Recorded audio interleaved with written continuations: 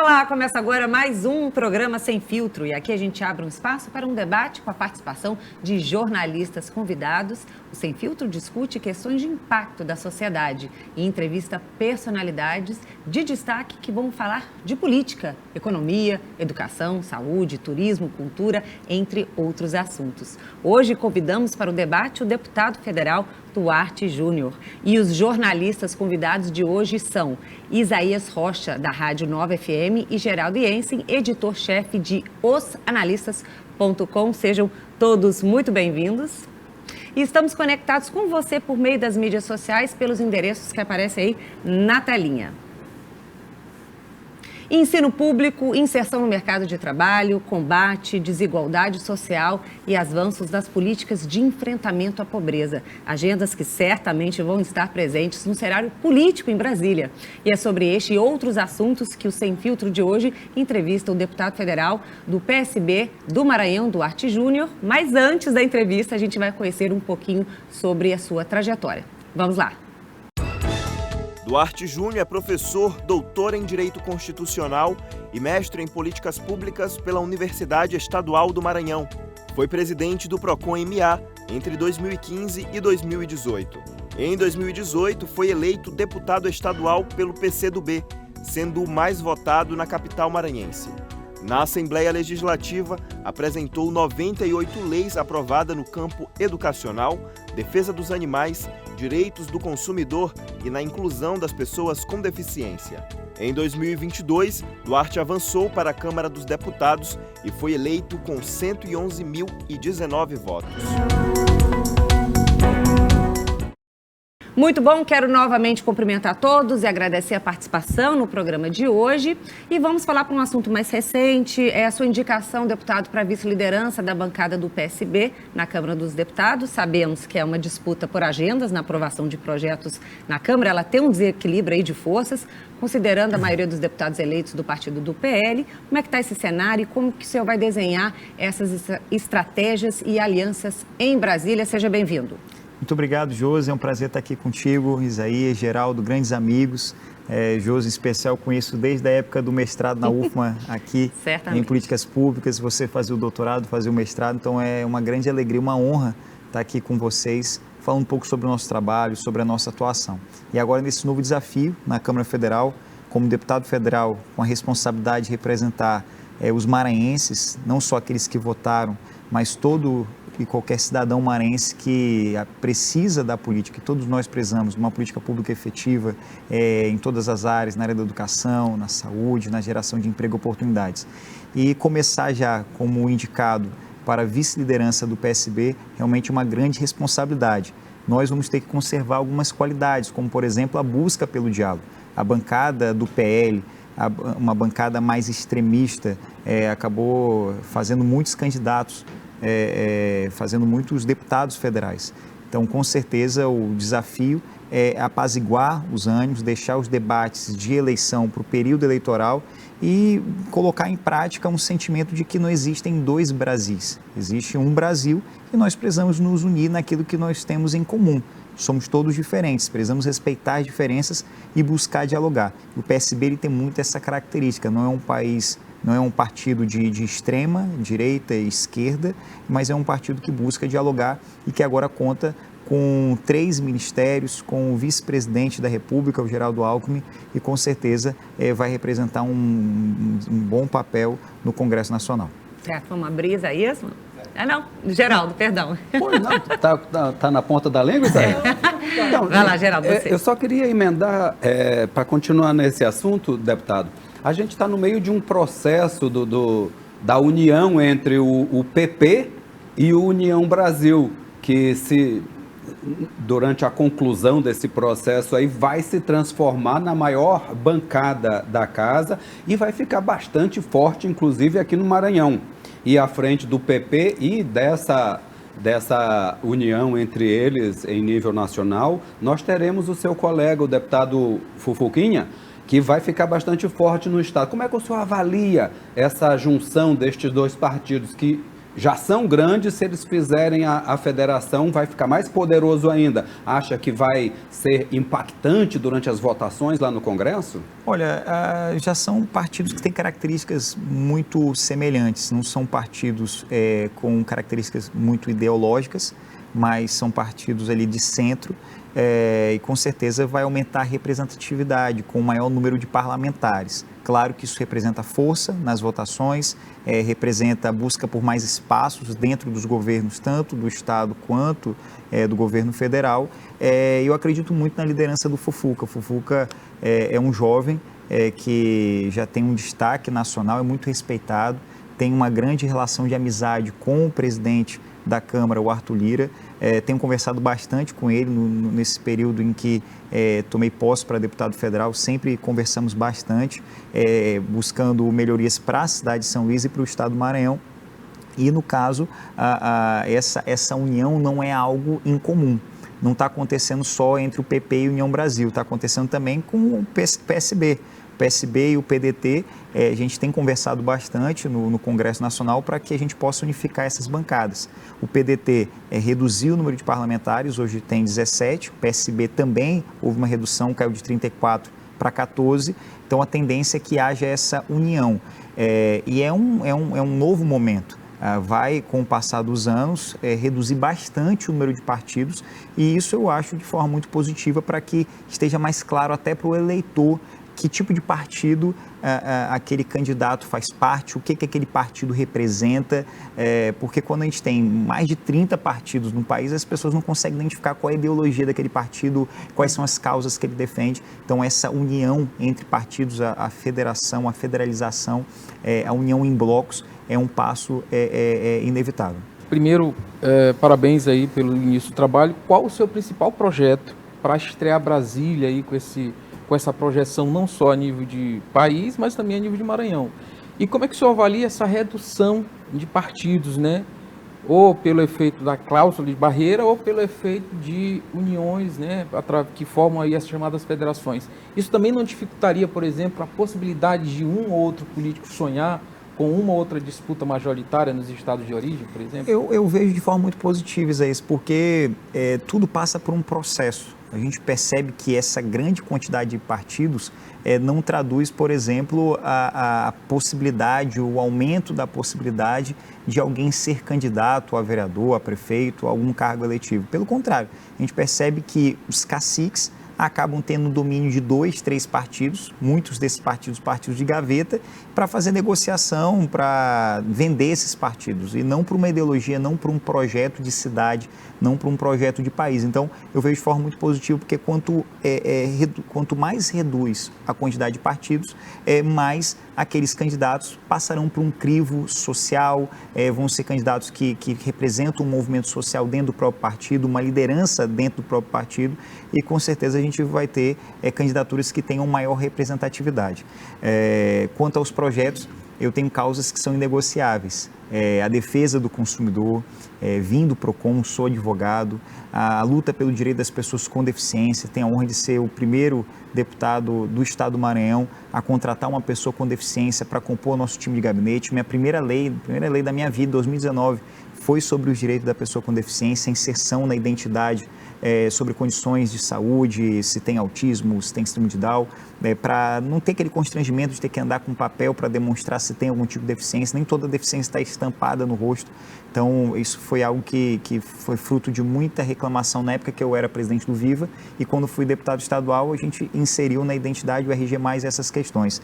O Luca, meu filho, desde quando eu recebi o diagnóstico de que ele tem trissomia do cromossomo 21, a situação ficou muito mais forte para mim, porque eu passei a conhecer um pouco mais de perto. Inclusive, tem uma frase que as políticas das pessoas com deficiência usam a partir desse ano, foi atualizada, que é conosco e sobre nós, né? Então, é uma causa também que eu vou levantar e estou levantando com muita força no Congresso Nacional. defesa do consumidor, pessoa com deficiência, a causa animal, foi eleito vice-presidente da Frente Parlamentar sobre o direito dos animais e também educação. Sou professor, sou deputado estadual, fui o deputado estadual que mais recursos mandei para a educação, com mais ações, bolsas para professores, bolsas de estudo, reformas de escola, programa Escola Digna, distribuição de vale-livros e na Câmara Federal não será diferente. Nós estamos caminhando um projeto que visa garantir a renegociação de dívidas do FIES. O combate a esse superendividamento, que abarca duas questões: a defesa da educação pública de qualidade, está lá previsto no artigo 206, inciso 4 da Constituição, e também o combate ao endividamento, pois muitos são os consumidores que entraram na universidade particular, são beneficiados pelo FIES, mas o atual molde do programa diz que ele vai começar a pagar 1 ano após a formação. Só que muitos não conseguem entrar no mercado de trabalho. Sim. Então, um dos projetos primários que nós estamos levando no Congresso Nacional é que, através de uma PEC, o aluno ele só comece a pagar quando ele tiver de fato inserido no mercado de trabalho. Está trabalhando, pode pagar, aí começa a pagar. Então, é algo muito interessante. Vou te interromper porque eu vou falar sobre esse assunto depois. Eu queria trabalhar esse assunto que você falou de inclusão, de acessibilidade. A gente sabe que é uma pauta importante. Eu ia falar no segundo bloco, mas eu vou aproveitar esse gancho, né? O senhor recentemente esteve com a ministra da Saúde para avançar nas discussões, nas políticas públicas, principalmente no SUS, né? E na área do direito das pessoas com deficiência, certamente fundamental.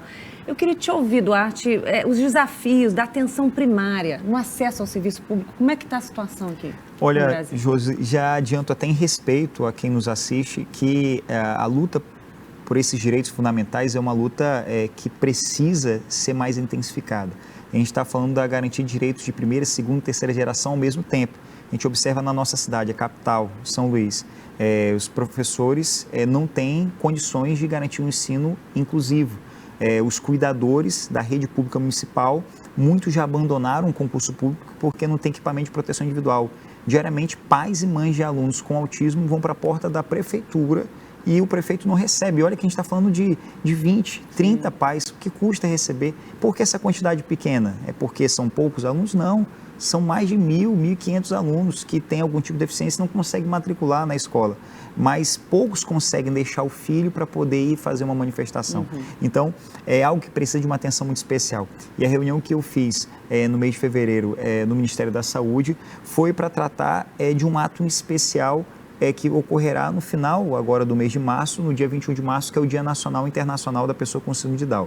A gente precisa garantir algumas prioridades, por exemplo, o acesso ao mercado de trabalho, o emprego apoiado, que é um projeto que tramita há muito tempo no Congresso Nacional, mas que a nossa intenção é que o presidente Lula possa assinar esse decreto no dia 21 de março para garantir que as pessoas com síndrome de Down, com deficiência cognitiva, possam entrar no mercado de trabalho, inicialmente nos órgãos públicos federais, e possa ter um acompanhamento de um supervisor, de um apoiador, para que ele possa ter oportunidade de desenvolver essa atividade. Mas, claro, para entrar no mercado de trabalho, tem que ter acesso a outros direitos, principalmente o acesso à saúde.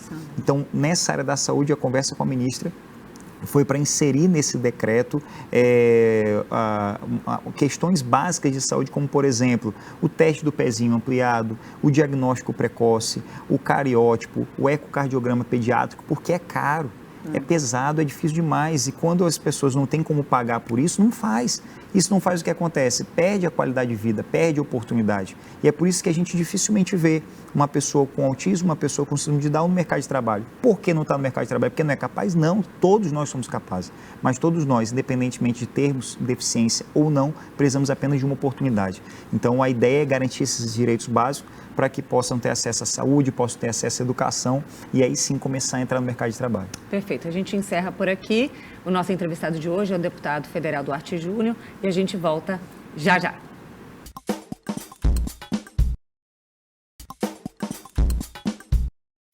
Estamos de volta com o Sem Filtro e o entrevistado de hoje é o deputado federal Duarte Júnior. Para este debate, comigo os jornalistas Isaías Rocha, da Nova FM, e Geraldo Jensen, editor e chefe de osanalistas.com. Não esqueça de conferir o nosso programa pelas mídias sociais, nos endereços que aparecem lá na telinha para você, está tudo lá para você.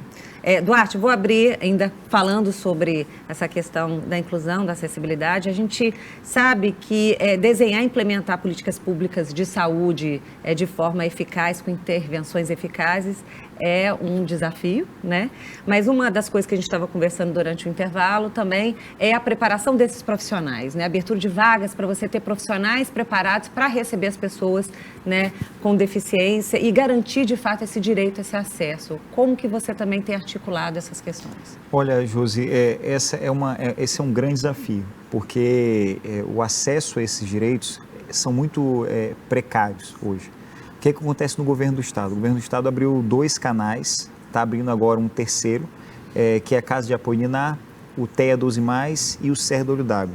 Então, a demanda no Estado é muito grande para só esses 3 canais para garantir atendimento de físio, fono, TO, psicopedagogo, uma série de profissionais que são essenciais para a qualidade de vida e para a progressão dessas pessoas.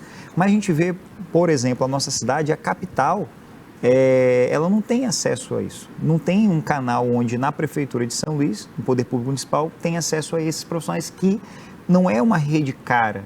Se a gente tiver uma média de 20, 22 mil reais por mês, a gente consegue garantir essa rede de atendimento para atender uma média de 150 famílias. E é possível fazer isso, é um valor muito baixo. Então, o que eu pretendo fazer, que nós já estamos buscando fazer como deputado federal? Inclusive recursos para que a gente possa garantir o mais rápido possível.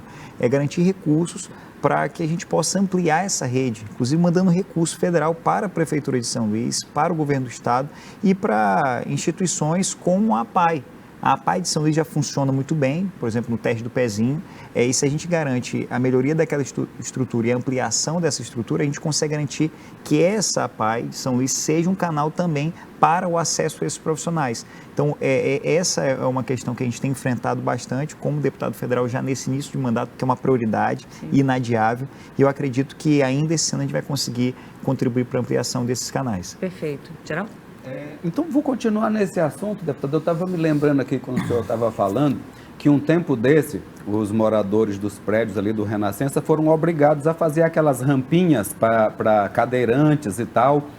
Quase todo mundo fez, que eu vejo ali, eu que sou síndico, inclusive, fizemos o nosso condomínio, todo mundo fez. Agora é o seguinte, até às 8 horas, Josi, o espaço do cadeirante está lá. Das 8 para frente, sempre tem um carro estacionado na frente delas, e não é nem de uma nem de duas, é de todas, absolutamente todas. Falta água, um dia sim, um dia não, às vezes falta todos os dois, mas a gente não tem onde estacionar o carro-pipa para abastecer o carro. Eu nunca vi um fiscal da SMTT lá cuidando daqueles espaços para os cadeirantes que a gente fez com muito custo.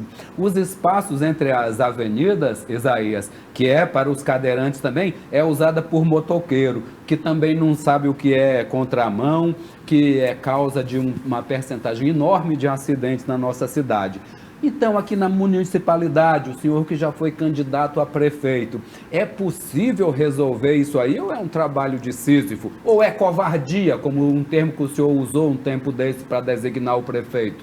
Olha, quando falei da covardia, foi quando do aumento no valor da passagem de ônibus à véspera do Carnaval, sem diálogo e de forma ilegal e imoral. Porque quando a gente observa o contrato de concessão de transporte público feito em 2016, o prefeito ele se atém a uma cláusula onde diz que sim, tem a database para o reajuste tarifário uma vez por ano em janeiro, onde ele devia preventivamente contratar estudos, fazer um debate com rodoviários e com empresários para que não houvesse sempre essa ameaça de paralisação. O problema é que o prefeito só discute transporte público em época de eleição ou diante de uma nova paralisação. Então não age preventivamente, que é uma característica de todo bom gestor, prevenir problemas e evitar que eles existam. Além disso, a cláusula 4.6 do contrato de concessão diz que o prefeito ele também pode reduzir a tarifa, não só aumentar. E tem fundamento para redução, cláusula 5.1 e anexo 1, tabela 5 do contrato, se minha memória não falhar. O que diz essa tabela 5? Diz que 80% dos ônibus agora, em 2023, tem que ter ar-condicionado. Quem está nos acompanhando aqui, usa o transporte público, é consumidor do transporte público, sabe que não tem ar-condicionado nos ônibus. É um dos índices que não está sendo cumprido. Ora, se não está sendo cumprido, como é que vai aumentar? Aí ele fala, não, vamos aumentar para cobrar. Não, primeiro cobra. fiscaliza, exige qualidade, tendo qualidade aí se pensa em aumentar o valor cobrado do consumidor. Então, por essa razão que eu afirmei que foi covardia com o consumidor ludovicense. Quanto a essa questão das calçadas, do plano da fiscalização, da fiscalização da nossa... Se conseguiu usar o espaçozinho que os condomínios construíram, ele não consegue andar nas calçadas. A gente precisa nem nas ruas. agir, claro, tem que ter fiscalização, a SMTT precisa fiscalizar, precisa sancionar, a sanção ela é inevitável, tem que ter caráter punitivo, coercitivo e sobretudo pedagógico para desestimular essa prática, para que as pessoas vejam, ei, não vale a pena fazer o errado, porque quem faz errado às vezes sabe que está fazendo errado. E se não sabe, tem que saber. A multa tem um caráter pedagógico e a SMTT tem que estar lá para orientar. Além disso, tem que estabelecer metas inteligentes. A cidade de São Luís tem que ser uma cidade inteligente. Só vai ser inteligente se for uma gestão inteligente. Como é que a gente faz isso? Cobra-se IPTU. A Avenida dos Holandeses, dos IPTUs mais caros da nossa cidade. Por que o prefeito não estabelece uma meta de curto, médio e longo prazo? Ao invés do contribuinte pagar o IPTU, ele ajeita a sua calçada, coloca no padrão que a lei manda e vai ter uma redução do valor pago ou até mesmo uma isenção total. É possível fazer. Se fizer a calçada de acordo com o que a lei manda, colocando de forma acessível, não vai pagar IPTU. Se fizer em até 30 dias. Se fizer em até 60 dias, vai ter um desconto de 80%. Se fizer até 90 dias, vai ter um desconto de 50%. Se fizer em até 120 dias, vai ter um desconto progressivo. É uma forma de fazer com que o contribuinte pare e pense, ei, eu não quero pagar o IPTU. Ao invés de eu pagar o IPTU, eu vou resolver o problema da minha calçada, pelo menos eu estou investindo em algo que eu estou vendo. Porque as pessoas não se negam a pagar o imposto, não gostam, não é que não gostam de pagar o imposto. As pessoas não gostam de pagar pelo imposto e não vê o resultado. Agora, quando ela vê o resultado e a gente estabelece uma meta como essa, como a Prefeitura de Boston, por exemplo, faz, a gente vê que o resultado acontece, não espera anos. Porque o caminho paga o IPTU, o dinheiro vai para a conta da Prefeitura. A Prefeitura tem que licitar uma empresa, tem que contratar uma empresa, a empresa tem que receber o dinheiro para poder prestar o serviço. Acaba com essa burocracia, estabelece uma meta que o próprio contribuinte, ao invés de pagar, ao invés de tirar o dinheiro do bolso para pagar a Prefeitura, para criar esse ciclo burocrático, ele resolve o problema, garante acessibilidade, garante uma cidade limpa, garante uma cidade que funciona. Responsabilidade. Bom, vai lá, Isaías. ainda continuando nesse tema da municipalidade, tem um assunto que também repercute. São Luís, por exemplo, Duarte, levantamento que eu tenho, nós temos pelo menos 200 ônibus com idade acima de 10 anos. E não há fiscalização. Há uma norma municipal que proíbe essa circulação em 10 anos. Ônibus, por exemplo, como que repercutiu nas redes sociais do mês de janeiro, que uma rampa para cadeirante travou e impediu que o ônibus pudesse circular. Então, os passageiros tiveram que descer e aguardar outra condução. Como resolver de fato, na prática, sair do discurso para a prática para solucionar essa situação do transporte público? O atual prefeito, na campanha de 2020, disse que tinha varinha de condão para resolver, inclusive, o caos no sistema de transporte. E nós já estamos na 5ª greve. Como resolver? É falta de diálogo, é falta de planejamento, é o isolamento do prefeito, porque hoje se reclama de falta de diálogo com a cidade, mas já há pais de famílias, por exemplo, que não conseguem dialogar com o prefeito para resolver o problema de saúde dos filhos, que não consegue resolver problema de escola dos filhos. Como se pode um prefeito administrar uma cidade de forma isolada? Qual a solução? Olha, esse isolamento não é só a falta de diálogo com as pessoas, com os setores, com a Câmara, com os vereadores, é a falta também de diálogo com o governo federal. Por exemplo, existe um programa no Ministério do Desenvolvimento Regional, que agora faz parte do Ministério das Cidades, que é o Refrota. O que significa o Refrota? O Refrota é um programa em que destina recursos para as empresas de ônibus e para a Prefeitura. São Luís hoje é a 13ª capital do ponto de vista de densidade demográfica, então tem capacidade de endividamento, ou seja, tem capacidade de chegar lá em Brasília, pegar dinheiro emprestado para resolver problemas, com taxa de juros baixa pela própria Caixa Econômica Federal. O prefeito precisa ir ao Ministério, apresentar uma proposta para receber recurso, para colocar recurso nas empresas com a renovação da frota. Ou seja, a gente está falando de garantir a renovação da frota, onde a empresa vai pegar o dinheiro junto ao governo federal, vai comprar um ônibus novo, vai melhorar o problema do consumidor. Mas quem que vai lá fazer essa intermediação? É a Prefeitura, é o prefeito que tem que chamar as empresas, pegar na mão das empresas, ir até Brasília, falar com o Ministério das Cidades, conversar com o ministro, apresentar essa proposta e resolver o problema de forma imediata. Isso é para renovação da frota. Agora, não sai da cidade, não dialoga com ninguém, não busca recurso e acha que o problema do transporte público é o problema do empresário e dos rodoviários. Não, gente. O problema é do síndico da cidade, que é o prefeito. Ele tem que intermediar essa relação. Da mesma forma, tem que ter palavra. Ele não passa credibilidade para os empresários. Ele é refém dos empresários. Ele tem que cobrar? Tem que fiscalizar? Tem, mas tem que fazer a sua parte. Por exemplo, se ele chega para as empresas, cobra metas, cobra resultado e faz a sua parte, o que é fazer a sua parte? Não adianta ter ônibus novo, não adianta ter ônibus acessível se o prefeito ele não tem uma calçada acessível. O que adianta ter um ônibus com elevador para cadeirante se a calçada não permite que o elevador possa abrir para o cadeirante entrar? Não tem nem parada de ônibus, gente. O cidadão que pega o transporte público, que usa o transporte público, ele fica pegando a sombra do poste, ele desce na área mais nobre da cidade. Eu não estou falando do Anjo da Guarda, não estou falando da cidade olímpica, não estou falando da cidade operária, que a situação é muito precária. Até na Avenida dos Holandeses, em frente ao Golden Shopping, não tem uma parada de ônibus, gente. Na Avenida dos Holandeses não tem parada de ônibus. Se não tem nas áreas nobres, imagina nas áreas periféricas. Agora, o problema é que o prefeito, ele governa pelo TikTok, governa pelas redes sociais, não conhece de perto a realidade da pessoa, das pessoas que vivem nessa cidade. E isso faz muita diferença. Sim. Eu utilizei o transporte público, eu vinha para a UFMA aqui de ônibus.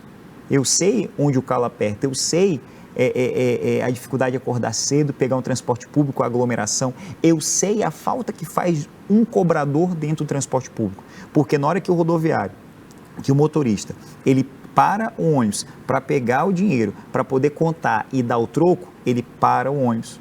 Ele gera mais congestionamento, ele demora, o transporte fica ainda mais demorado, falha na prestação de serviço. Então, é só quem usa, gente. Só quem conhece na prática, não pela planilha, sabe como o transporte público de São Luís é precário. Vamos aproveitar. Vai lá, pode. Só um pedacinho mais para acrescentar nisso bem aí. O senhor estava falando isso aí, deputado, eu me lembrei da sua luta, da sua batalha quando o senhor era estadual, com relação ao suposto cartel do combustível.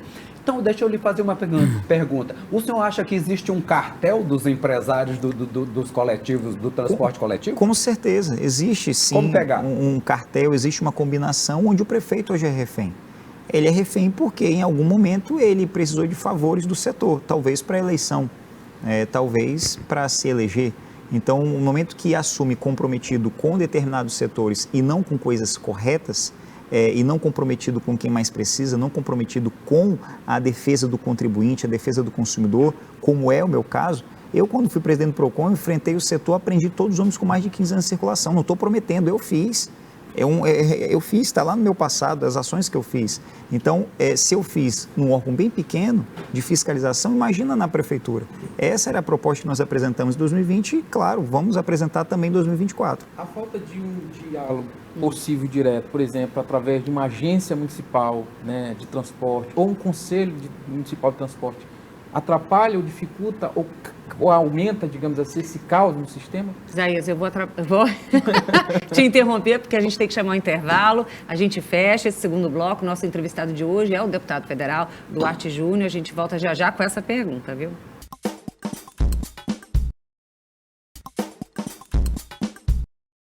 Voltamos para o nosso último bloco e o nosso entrevistado de hoje é o deputado federal Duarte Júnior.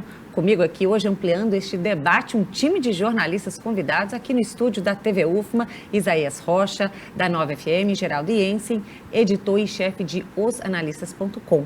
Lembrando que este programa está também disponível no nosso canal do YouTube, das mídias sociais, está tudo lá para você. Isaías, eu vou abrir com você novamente, pode repetir a pergunta. Eu vou ampliar ela, né, complementando a pergunta que eu fiz anterior. A falta de uma agência municipal de transporte, um conselho municipal de transporte, dificulta essa situação e aumenta o caos? Outra questão, você como deputado federal e como um advogado deve saber que o transporte passou a ser um direito, assim como saúde e educação.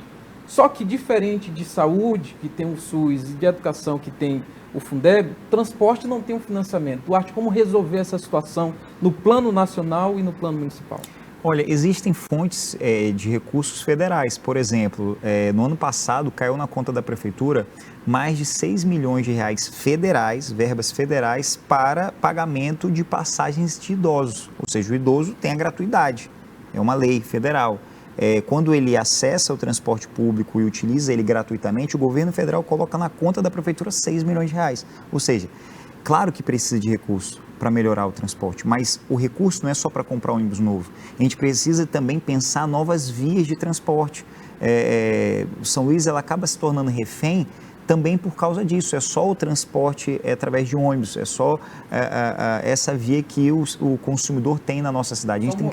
A gente precisa pensar em outros modais, em outras alternativas, dialogar essas alternativas para que o contribuinte, o consumidor, ele possa ter melhor acesso do direito de ir e vir. Além disso, além dessa questão de ter acesso a mais recursos, é preciso ter gestão com seriedade, não só pensar em fiscalizar, cobrar, mas fazer a sua parte, dialogar. É preciso que o prefeito veja que as empresas, os rodoviários, precisa ter um grupo de trabalho, de diálogo permanente. Não é só debater o transporte quando tem greve, gente. Por isso que ele se torna refém. Não é não receber as empresas. Não, isso não significa corrupção, é receber. Vem cá, como é que está o setor? O que está acontecendo? A gente está tendo muito custo com pneu, com reparação de veículo, porque a rua está esburacada. O quê? Rua esburacada? Vou fazer uma frente de pavimentar todas as vias por onde os ônibus passam. Se ele garante um asfalto de qualidade, de verdade, não fica gastando dinheiro aí reformando a litorânea, que não estava numa condição ruim. Não sou contra fazer a pavimentação da litorânea. Agora não é prioridade. Se a gente vai na cidade operária, cidade olímpica, a gente vê que as ruas estão totalmente esburacadas. Se a gente passa pelas ruas que são linhas de ônibus e estão todas esburacadas, por que não pega esse recurso? Mais de 25 milhões de reais e não foca na pavimentação das ruas que são utilizadas pelo transporte público. Isso é um gesto para mostrar para as empresas, estou melhorando a qualidade do asfalto, melhorando a qualidade das vias e reduzindo os custos de vocês. Então é um conjunto de ações que com técnica, com seriedade, a gente consegue resolver o problema de transporte e mobilidade da nossa cidade. Geral. Embora a gente ainda esteja tão distante das eleições, né, Isaías? Mas não se fala noutra coisa. Aqui é uma mania colocar o carro na frente dos bois. Assim foi com a questão do governo do estado, né, Isaías? Aonde que nós chegamos nisso, deputado? Nós chegamos em um gigante grupo aliado do governo. O governo foi lá e elegeu quem quis para a Assembleia Legislativa, elegeu quem quis para o TCE, passando por cima de tudo e de todos, e essa vontade não é contrariada. Porém, para as próximas eleições municipais, igual na última, existem vários nomes dentro do mesmo grupo, sendo o seu um deles, e forte, já que o senhor foi candidato na última vez e saiu bem. Já há uma conversa dentro deste grupo para começar as definições para que não se termine com 20 candidatos ou pelo menos apenas com 10? Olha, Geraldo, as histórias às vezes elas até se repetem, mas eu faço aquilo que depende de mim. Eu me sinto hoje muito mais maduro, muito mais preparado, com menos ansiedade. Eu tenho um sonho, e eu não escondo isso de ninguém, de ser o melhor prefeito da história dessa cidade. Tem gente que quer ser prefeito para dizer que é prefeito. Tem gente que quer ser prefeito para poder se beneficiar. Eu quero ser prefeito porque eu quero resolver os problemas principais da minha cidade. Eu não aceito ver na minha cidade fila de espera para a saúde. A gente tem que zerar a fila da saúde. Eu não consigo imaginar que conviver com a minha cidade com pessoas com deficiência não conseguindo se matricular numa escola, não tendo acesso a seus direitos básicos. Isso me indigna fortemente. E eu sei que sendo prefeito eu não vou resolver todos os problemas, mas eu vou cuidar daquilo que é prioridade: saúde, educação, transporte. A gente vai cuidar de outras coisas? Vamos. E é por isso que eu quero ser prefeito de São Luís. E eu acho que esse debate para agora é muito cedo. É natural que outras pessoas digam, eu vou ser candidato, eu tenho vontade de ser e tudo mais, mas é algo que não depende de mim, tão somente não depende de vocês. A gente não pode confundir eleições de casas legislativas com eleições para a prefeitura da capital. Tem eleições que o poder econômico ele faz a diferença, o poder político faz a diferença. Para a prefeitura da capital de São Luís, tem que ter a confiança das pessoas. O artigo 1º da Constituição Federal de 88 diz assim, o poder emana do povo. Então não adianta a gente combinar aqui na nossa sala, dentro desse estúdio, a gente tem que combinar com a sua excelência, o povo. E é isso que eu estou fazendo, é trabalhando muito, é cuidando das pessoas, é mostrando que eu vou ser e estou buscando ser o melhor deputado federal que o Maranhão já teve, trabalhando, não parlando, não falando, mas resolvendo problemas. Vamos lá, bora resolver. Bora resolver. Vamos lá, então vamos falar de educação Bora. superior. Eu estou aqui na Universidade Federal, né? Fez a sua pós-graduação aqui. E a gente sabe que a lei de cotas, no ano passado, completou aí, né? Quase uma década aí de consolidação, né? Eu acho que até mais, não sei, mas é mais ou menos isso. E é uma lei muito importante para as políticas de inclusão nas universidades, nas instituições públicas, né? Como é que está a sua estratégia, né? Para repasse de recurso, para investimento nas instituições públicas? Olha, Josi, excelente pergunta. Como eu disse, o Zé perguntou logo no início, a minha prioridade é a defesa por uma educação pública de qualidade, uma educação inclusiva. Minha tese de doutorado foi sobre o acesso à educação básica em São Luís para pessoas com deficiência. Os índices são muito ruins. Então, os recursos que nós vamos buscar, que nós estamos buscando, é para garantir resultados na área da educação, na área da saúde, na área das pessoas, claro, com deficiência, na causa animal. Então, o que eu quero mostrar é que quando o recurso ele não é desviado, o resultado aparece. São muitos recursos federais e é possível com esses recursos garantir vários desenvolvimentos e, claro, nessa área, na área da educação, na política de cotas, que é uma política que visa a correção de erros históricos, garantir que pessoas que tiveram origens que não lhe deram tantas oportunidades, elas tenham oportunidades de mostrar a sua capacidade, mostrar o seu talento. Sim. Vou fazer um complemento. Primeiro vou nacionalizar e municipalizar ao mesmo tempo. Duarte, o Maranhão, pela primeira vez na história, tem 3 ministros, ou pelo menos 4 personagens importantes no governo Lula. O ministro Flávio Dino, na Justiça, Sônia Guajajaras, que é maranhense, mas deputada eleita de São Paulo, Juscelino Filho, no Ministério das Comunicações, e o Wildon Rocha, que é o número 2 do Ministério das Cidades. Será que eles agora podem se unir para fazer com que o Maranhão possa sair desses índices de desigualdades? Outra coisa, você falou que para ser candidato é importante combinar com o povo. Mas a gente ainda não tem aqui a possibilidade da disputa de uma candidatura avulsa. Precisamos estar dentro do partido e ter apoio político. Você já provou que tem um apoio popular. Você foi o segundo colocado. Foi o que esteve ali no segundo turno confrontando com o Braide. Isso é incontestável. A pergunta é, como fazer para conquistar, então, o apoio do seu grupo, ter o partido para disputar as eleições e, se possível, vencer? Isaías, a gente é amigo, né? Então a gente se fala bastante pelo WhatsApp. Tenho um carinho especial por você, por todos vocês. E hoje eu estou numa situação muito melhor do que da vez passada. Foi uma luta, Geraldo, para eu ter um partido para disputar. Eu estava num partido... Até que encarar os republicanos, né? Pois é, eu fui para o republicano assim, em cima da hora. Inclusive, tenho uma ótima relação com o Marcos Pereira, fui meu colega de turma no doutorado lá no IDP em Brasília. Mas eu tive que mudar de partido em cima da hora. Hoje, eu estou num partido em que já há uma definição nacional quanto ao meu nome para disputar a Prefeitura de São Luís. Estou no PSB, partido do governador Carlos Brandão, partido do ministro da Justiça Flávio Dino, partido do Geraldo Alckmin, vice-presidente do Lula, vice-presidente da República, ou seja, estou no partido certo. Foi um movimento que lá atrás eu fiz um movimento de coragem, porque eu saí da campanha para a Prefeitura de São Luís e tive ofertas para ir para vários partidos, praticamente todos me convidaram. E eu escolhi para o PSB, mesmo não tendo certas coisas que eu teria em outros partidos. Mas fui o primeiro a ir para o PSB após o Flávio Dino. Ou seja, o primeiro a ser convidado fui eu, e eu fui. Então, esse gesto na política faz muita diferença.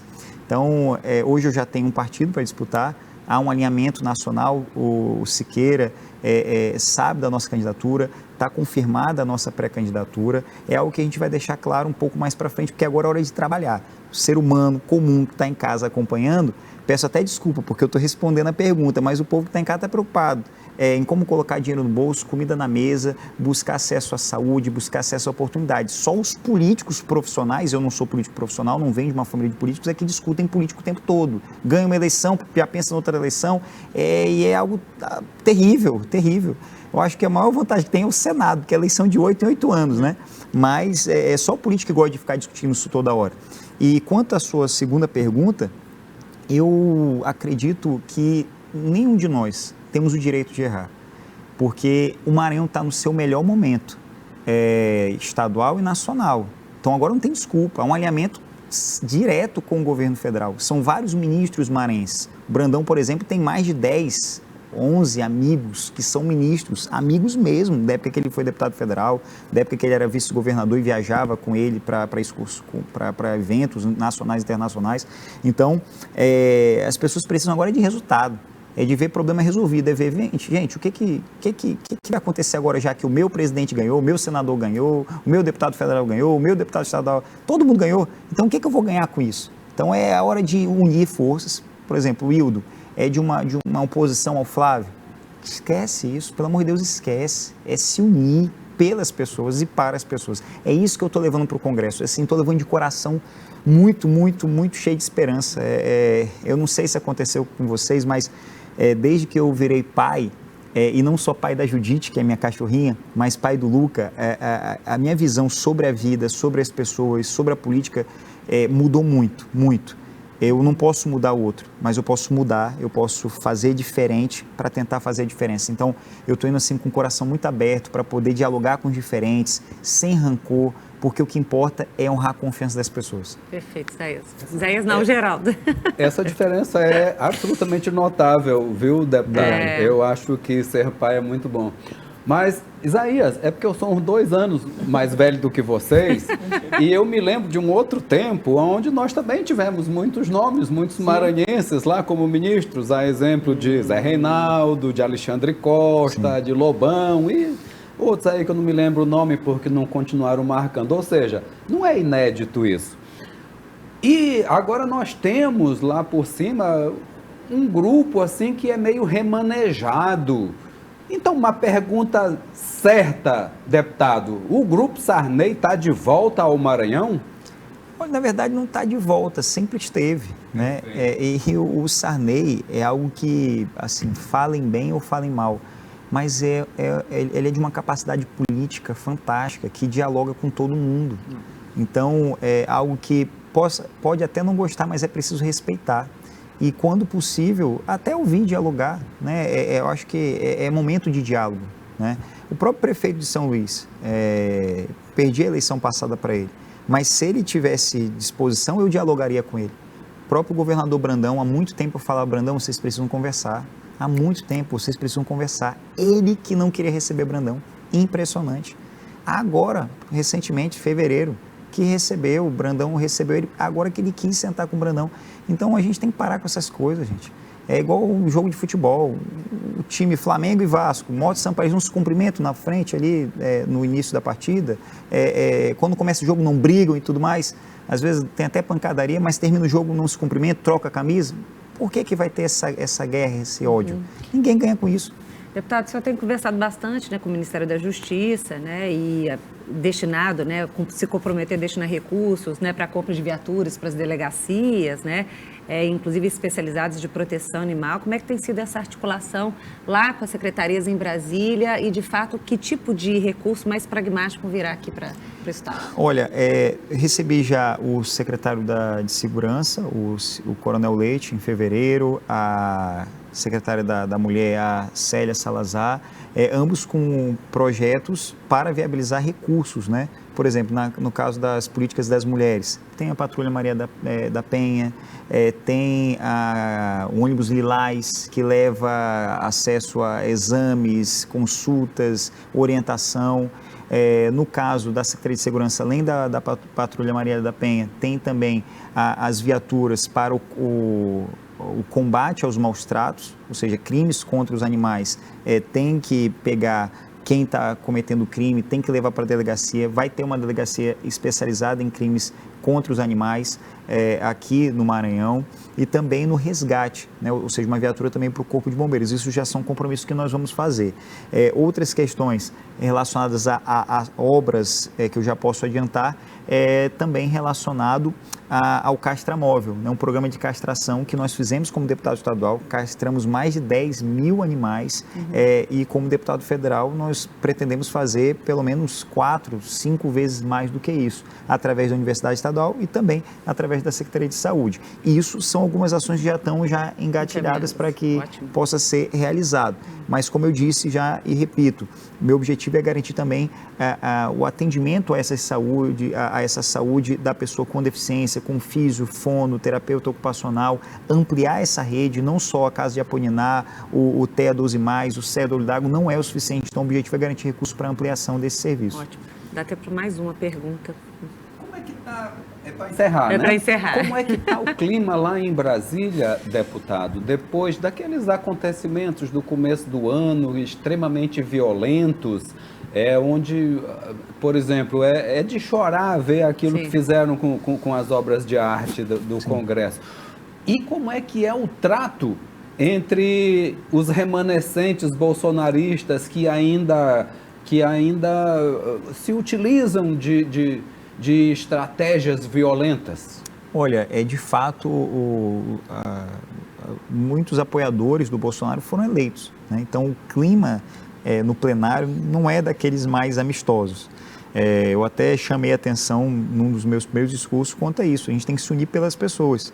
Aquela briguinha de A contra B, de extrema direita contra extrema direita, não vai resolver o problema de ninguém. Vamos se unir naquilo que a gente tem em comum, naquilo que é importante para todos. O próprio Arthur Lira chamou a atenção, porque o clima está muito pesado. A gente espera que haja uma redução de ânimos, né? Que haja uma apaziguada nessas relações, porque ninguém ganha com isso. Claro que é inevitável no parlamento esses debates, ainda há um compartilhamento de muitas mentiras. Teve um parlamentar de outro estado que foi à tribuna em fevereiro para dizer que, no início de fevereiro, para dizer que alguns daqueles que lá estavam presos pelo atentado do dia 8 de janeiro estavam há meses sem contato com a família e sem qualquer tipo de assistência, que inclusive, abre aspas, tinha sido diagnosticado de câncer dentro do presídio. Nossa. Aí chama atenção porque é uma contradição. Sim. Se a pessoa não tem nenhum mês que está presa, como é que está há meses sem falar com a família? Primeira contradição. Segundo, se não tem nenhum tipo de assistência, como é que dentro da cadeia foi diagnosticado com câncer? Senão está tendo acompanhamento médico, com qualidade, inclusive para ser diagnosticado de algo que não foi diagnosticado lá fora.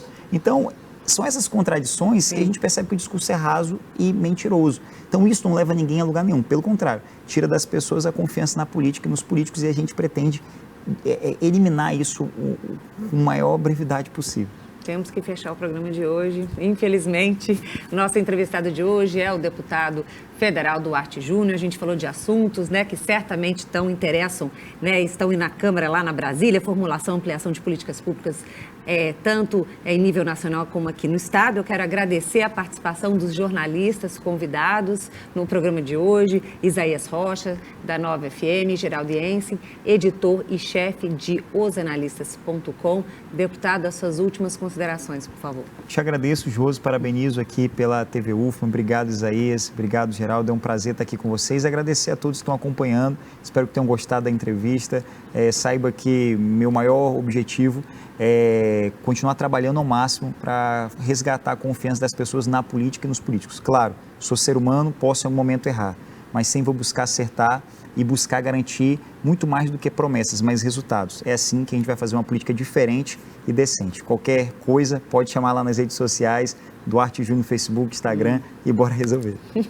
Mais uma vez, então, grata a participação de todos no debate. O Sem Filtro fica por aqui. Obrigada mais uma vez pela sua audiência e te espero na próxima semana. Até lá!